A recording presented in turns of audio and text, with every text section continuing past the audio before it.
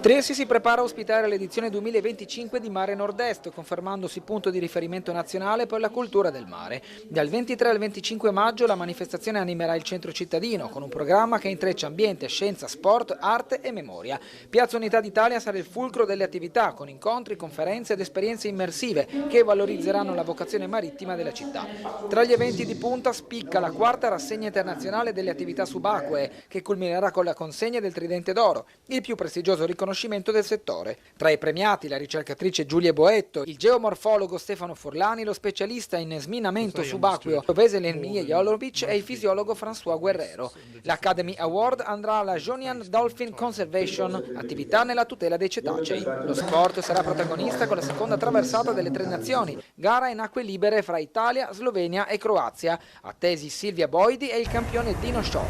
La 14ª edizione testimonia l'importanza della manifestazione, che oramai ha assunto caratteri sicuramente di tipo internazionale. La presenza di personaggi tra i quali Sandra Delia, Lisa Blair, Andrea Marco Albertini non fa altro che portare dei contenuti sicuramente importantissimi. Ma non solo, una cosa che a noi sta molto a cuore è anche questa traversata delle Tre Nazioni, questa nuotata che partirà da Punta Salvore e arriverà a Trieste, che secondo noi dà un po' la sensazione proprio di unità di questo golfo, di questo mare che, come ha detto giustamente, abbiamo sempre molto a cuore. Ospite d'eccezione sarà Sandra Delia, apneista triestina, pluriprimatista mondiale. Conosciuta per la sua eleganza tecnica e per l'impegno nella divulgazione della disciplina, Delia è una figura simbolo del legame tra corpo, mare e consapevolezza. La sua presenza rafforza l'identità internazionale dell'evento. Per me il mare è diventata la mia casa, è diventato il mio ufficio, è diventato la mia vita, quindi sicuramente desidero anche restituire al mare. Per me fare un record non vuol dire solo